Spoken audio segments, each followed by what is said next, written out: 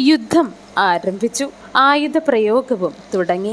ദുര്യോധനാദികൾ യുദ്ധം ചെയ്യുവാൻ തന്നെ ഉറച്ചുവെന്ന് എല്ലാവർക്കും ബോധ്യമായി. ആ അവസരത്തിൽ എന്തോ ആലോചനയിൽ മുഴുകി നിൽക്കുന്ന അർജുനൻ തൻ്റെ വില്ല് ഉയർത്തിപ്പിടിച്ചുകൊണ്ട് കൃഷ്ണനോട് ഇങ്ങനെ പറഞ്ഞു: ഭഗവാനെ, കൗരവന്മാർ യുദ്ധത്തിൽ ഉറച്ചു കഴിഞ്ഞു. ഇനി മറ്റൊന്നും വിചാരിച്ചിട്ട് കാര്യമില്ല. നമുക്ക് യുദ്ധം ചെയ്യുക തന്നെ വേണ്ടിവരും. അങ്ങന്റെ രഥം 2 സേനകളുടെയും മധ്യത്തിലേക്ക് കൊണ്ടുപോയി നിർത്തുക. യുദ്ധതൽപരന്മാരായി നിലയുറപ്പിച്ച് നിൽക്കുന്നവരെ എല്ലാം ഞാനൊന്ന് നോക്കിക്കാണട്ടെ. ഈ യുദ്ധത്തിൽ എനിക്ക് ആരോടൊക്കെയാണ് യുദ്ധം ചെയ്യേണ്ടി വരുന്നതെന്ന് അറിയാമല്ലോ.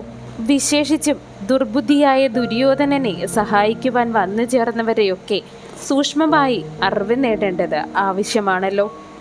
അർജുനന്റെ അഭിപ്രായം അംഗീകരിക്കപ്പെട്ടു. രഥം 2 സേനകളുടെയും മധ്യത്തിലേക്ക് കൊണ്ടുപോയി കൃഷ്ണൻ. ഭീഷ്മർ, ദ്രോണർ തുടങ്ങിയവരുടെയും മറ്റു രാജാക്കന്മാരുടെയും നേരെ ആ രഥം വന്നു നിന്നു. 2 സേനാവിഭാഗങ്ങളിലും ഉള്ളവരെ അർജുനൻ അടുത്ത് കണ്ട് നോക്കി. അവരിൽ അദ്ദേഹത്തിൻ്റെ സ്വന്തം പിതാക്കളും പിതാമഹന്മാരും ആചാര്യന്മാരും മാതുലന്മാരും സഹോദരന്മാരും പുത്രന്മാരും പൗത്രന്മാരും സ്നേഹിതന്മാരും ബന്ധുജനങ്ങളും ഉണ്ടായിരുന്നു. അവരുടെ എല്ലാവരുടെയും ദർശനം അർജുനനിൽ വല്ലാത്ത ഒരു വിചാരം ഉണ്ടാക്കി. യുദ്ധം ആരംഭിച്ചാൽ അത് തൻ്റെ സ്വന്തം ബന്ധുക്കൾ തമ്മിലുള്ള യുദ്ധമായി മാറും. അതങ്ങനെ തന്നെ ആയിക്കഴിഞ്ഞിരിക്കുന്നു. താനൊരസ്ത്രം പ്രയോഗിച്ചു കഴിഞ്ഞാൽ അത് സ്വന്തം ജനങ്ങളിലെ ഒരുവന്റെ രക്തത്തെയാണല്ലോ ബാധിക്കുന്നത്, അവൻ്റെ ജീവനാണല്ലോ പ്രഹരിക്കുന്നത്. ആ വിചാരം അദ്ദേഹത്തെ കഠിനമായി ദുഃഖിപ്പിച്ചു. അദ്ദേഹം കൃഷ്ണനോട് ഇങ്ങനെ പറഞ്ഞു: കൃഷ്ണ, യുദ്ധം ചെയ്യുവാൻ തൽപരനായി ഇവിടെ വന്നു ചേർന്നിരിക്കുന്ന എല്ലാവരെയും ഞാൻ കണ്ടു. അവരെല്ലാം നമ്മുടെ സ്വന്തം ആളുകൾ തന്നെയാകുന്നു. സ്വജനങ്ങളോട് എങ്ങനെ യുദ്ധം ചെയ്യും? എനിക്ക് അവരെ കണ്ടതോടുകൂടി വെല്ലായ്മ തോന്നുന്നു. എൻ്റെ ശരീരം തളരുന്നു, വായ വരളുന്നു, ദേഹം വിറയ്ക്കുന്നു, രോമാഞ്ചം ഉണ്ടാകുന്നു.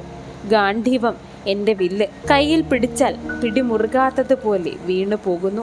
ദേഹമാസകലം ചുട്ടുനീറുന്നതുപോലെ തോന്നുന്നു. തേരിലിരിക്കുവാൻ തന്നെ എനിക്ക് കഴിയാതെ വരുന്നു.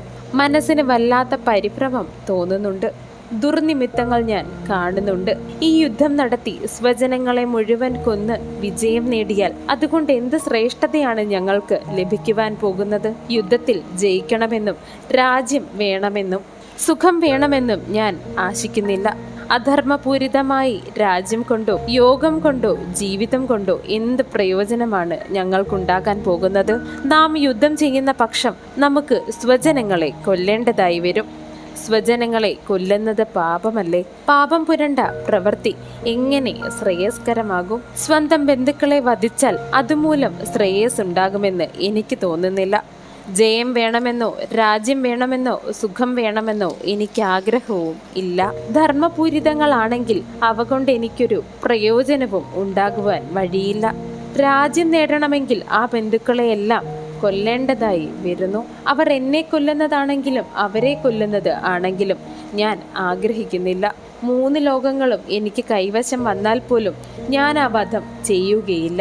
വീടിന് തീ വയ്ക്കുന്നവൻ, ഭക്ഷണത്തിൽ വിഷം ചേർക്കുന്നവൻ, സൗകര്യം നോക്കി ആയുധവുമായി കൊല്ലാൻ നിൽക്കുന്നവൻ, ധനം, ഭൂമി, ധർമ്മപത്നി ഇവയെ എല്ലാം അപഹരിക്കുന്നവർ, ഇവരൊക്കെയാണ് വളരെ മോശകരമായ കാര്യം. കുലനാശം വരുത്തുന്നവർ അത്യന്തം പാപികളാകുന്നു എന്ന് ധർമ്മശാസ്ത്രം വിധിക്കുന്നുണ്ട്. കുലത്തിന് നാശം വരുത്തുകയും മിത്രങ്ങളെ ദ്രോഹിക്കുകയും ചെയ്യുന്നത് നിശ്ചയമായും പാപമായ കാര്യം തന്നെ ആകുന്നു. ഇതെല്ലാം അറിയാവുന്ന നാം പാപമാകുന്ന ഈ യുദ്ധം ചെയ്യുവാൻ ഒരിക്കലും ആഗ്രഹിക്കുന്നില്ല. അതുകൊണ്ട് തന്നെ എന്നെ ധാർതരാഷ്ട്രന്മാർ കൊല്ലുമെങ്കിൽ കൊന്നുകൊള്ളട്ടെ, അത് തന്നെയാണ് ക്ഷേമകരമായ കാര്യം എന്ന് പറഞ്ഞുകൊണ്ട് അർജുനൻ വില്ലും അമ്പും ദൂരെ കളഞ്ഞ തേരിൽ നിശ്ചലനായി ഇരുന്നു.